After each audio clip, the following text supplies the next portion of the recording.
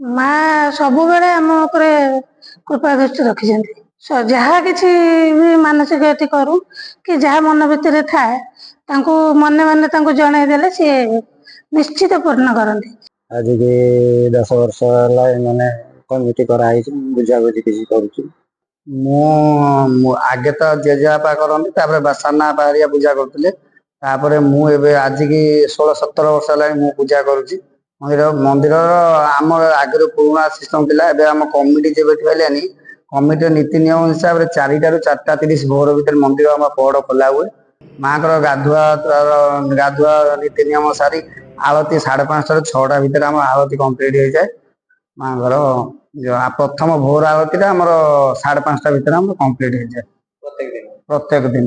ମନ୍ଦିର 14 ମସିହାରୁ ଆରମ୍ଭ ହେଇଛି। ପ୍ରଥମ ଠାକୁର ଥିଲେ ଆମର ଏଇଠି ତାଳଗଡା ମରା ହେଇକିନା, ମୁଁ ଛୋଟଟେ ହେଇଥିଲି। ସେଠୁ ଆସିଲେ ଠାକୁର, ଏଠି ଘର ହେଲା, ଏଠି ରହିଲେ। ଏଠୁ 2 ବର୍ଷ ହେଲା ସେଠିକି ଯାଇଛନ୍ତି। ଏଇଠି ପୁରୁଣା ମନ୍ଦିର, ଏଇଠି ଠାକୁର ଥିଲେ। ଆଉ ଆରି ଭିତରେ ପୂଜା ପାଠ ଭଲ ମନ୍ଦ ହଉଥିଲା। 2 ବର୍ଷ ହେଲା ଏବେ ଯାଇଛନ୍ତି ସେଠିକି। ବାର୍ଷିକ ଉତ୍ସବ ଏଇଟା ଆମର ପୁରୁଣା ମନ୍ଦିର, ଏଇଠି ଠାକୁର ଥିଲେ। ମୋର ଦ୍ୱିତୀୟ ଏଇଠି ଦେଖିନି ଠାକୁର, ପ୍ରଥମ ସେଠି, ଦ୍ୱିତୀୟ ଏଠି, ତୃତୀୟରେ ସେଠି ରହିଛନ୍ତି। ଆମେ ଯାଉଛନ୍ତି, ପ୍ରଥମ ଥିଲେ ଏଠି ଏଇ ଜାଗାରେ ପ୍ରଥମ, ଦ୍ୱିତୀୟରେ ରହିଲେ ଏଠିକି ଆସିଲେ, ଆମେ ଆସିଲେ ତୃତୀୟ ନମ୍ବର ଏଠିକି ଯାଇଛନ୍ତି ଠାକୁର।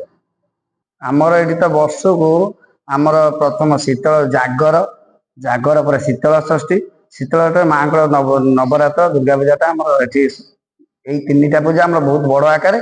ତା ସହିତ ଆମ ନୂତନ ମନ୍ଦିର ପ୍ରତିଷ୍ଠା ଉତ୍ସବ, ବାର୍ଷିକ ଉତ୍ସବ ଆମର ବର୍ଷକୁ ବଡ ଆକାରରେ ଆମର ସେଲିବ୍ରେସନ କରାଯାଏ। ଏଥର ବାରବାଟୀ, ଏପଟେ କୁଆଖିଆ, ମଝିରେ ମନ୍ଦିର ଦୁର୍ଗାପୁର, ଦୁର୍ଗା ମନ୍ଦିର। ଇଏ ବାପା ହେରିକା କହୁଥିଲେ ପୁରୁଣା ରଜା ଅମଳରୁ ସେ ଦେଇଛନ୍ତି। 3 ଜାଗା ହେଇକା ଆସି ଏଠି ପହଞ୍ଚିଛନ୍ତି, 4 ଜାଗାରେ। ଆଉ କେତେ ଆଗରୁ ହେଇଥିବ ମୁଁ ତ କହିପାରୁନି, ମୁଁ ଏଇଠି 3 ଜାଗା ଦେଖିନି।